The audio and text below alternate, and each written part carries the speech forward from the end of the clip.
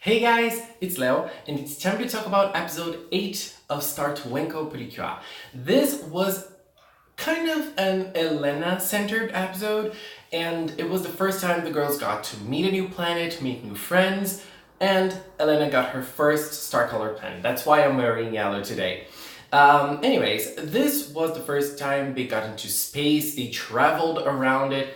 The girls got to know space, except for Lala. Lala already knew space. Obviously, she is the one that knows how to do things. I mean, we're thinking about 4 teenage girls who are traveling through space on a rocket, but one of them, at least one of them, knows how to do things. And we have Puduns as well, who can manage things a little better. So they got into a planet, and the scene in which they were, looking for the planets they were going to go, and Hikaru just saw a bone. Her reaction was so priceless. And come on, Hikaru I'm always praising her, but I feel like in this episode, she went like a step further in her craziness, and I adored it. So when they got into that planet, she wanted to be the first one to step into it, like when humanity stepped into the moon.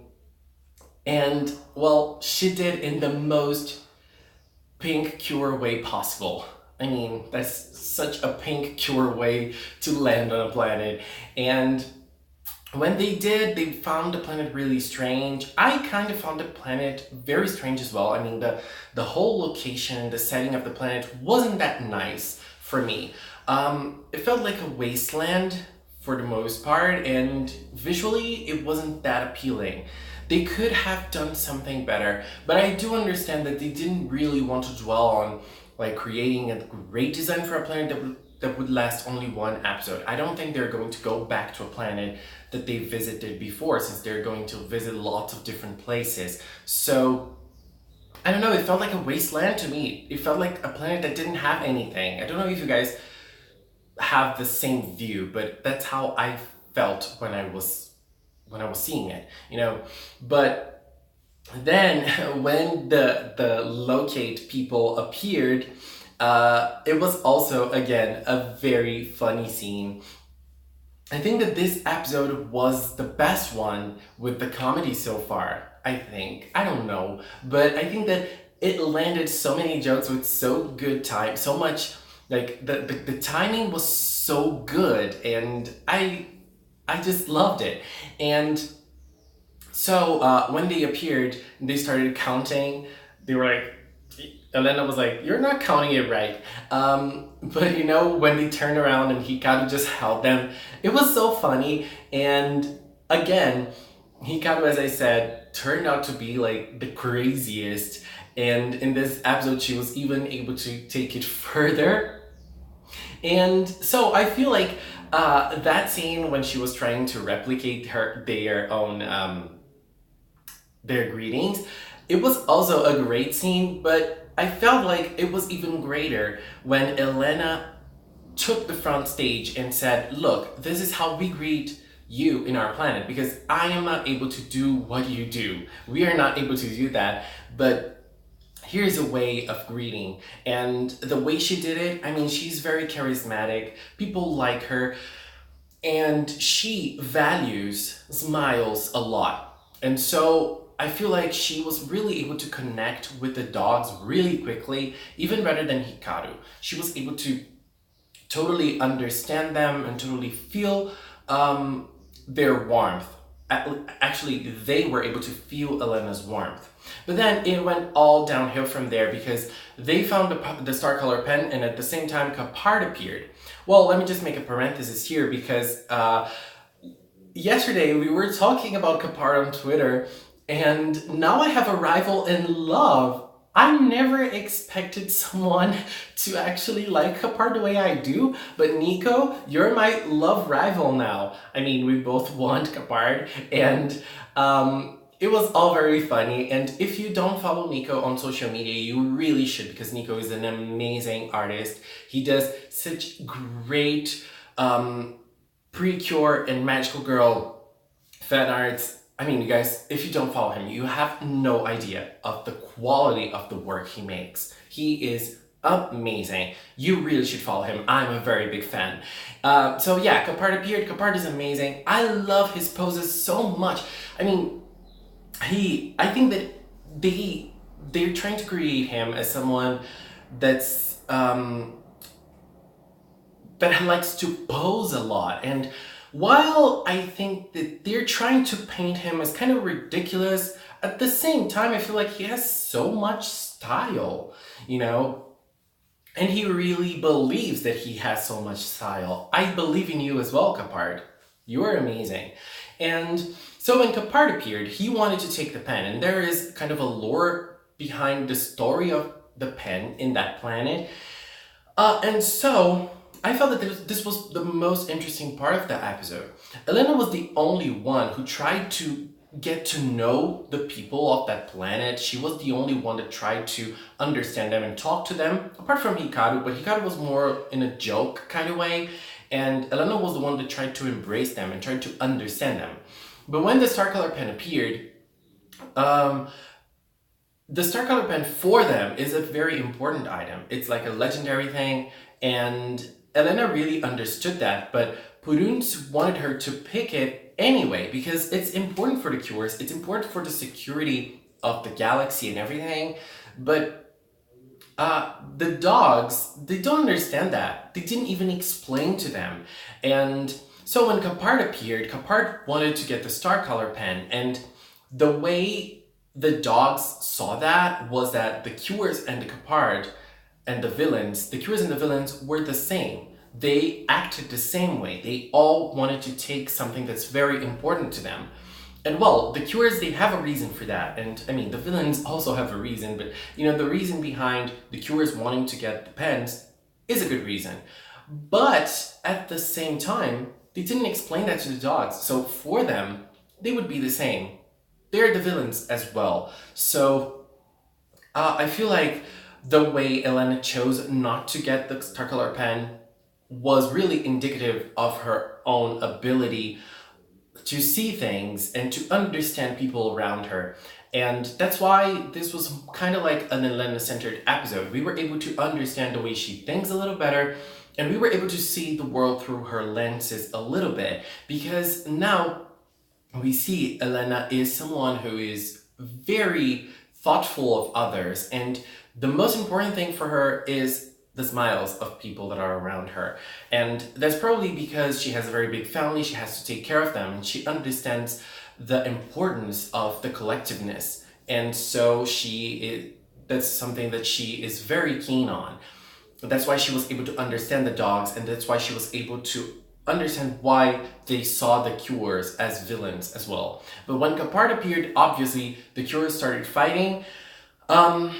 When we saw the pictures for this episode, I saw that there was a scene in which there was going to be a showdown between Capard and Cure Soleil. There kind of was. But I was expecting a little bit more from this fight. You know, I felt like the fight this week was kind of like a normal fight in Star Twinkle. You know, the girls, they were all able to use their powers some way. Miyuki used her shocks. Celine was amazing with her fights as well. Star just punched a Star again. And Soleil, she was able to have a little bit of her moment together with Capard. I loved the way Capard uses that water power that he summons from his forehead. But I loved it, and I loved the way Elena was also able to, you know, to stand her own against him. But one thing I didn't really get was the fact that Purunz was so desperate for them to give the Star Color Pen to Soleil, because if not, Soleil would be destroyed in the fight, and Purunz was really desperate because of that.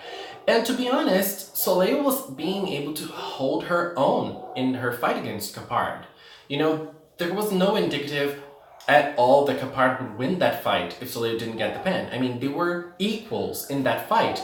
Both of them were able to hold their own against each other. So I don't really see Purunz's desperation at that moment. I don't really understand, but it was able to create one of the greatest scenes of the episode, which was for Purunz. I mean, Come on, that was so great. But, I feel like that was kind of stupid, Pudun's being able to withstand an attack from Kapar just because he has fur now. But it was so cute seeing Pudun's that way, and at the same time, it's also interesting because we are sleeping on something. Pudun's is trying to fight since episode 1, I guess. He's always trying to fight, he's always trying to help the girls fight in his own way, and he should be applauded because of that. Because Pudun's is trying hard. He is fighting with the cures. He's being such a great mentor. We cannot forget about that. Pudun's is amazing. So, they were able to give Elena the pen, they were able to understand what was really going on, and they were able to see Elena, Cure Soleil, as a friend. And obviously, the Star Color pen was revived.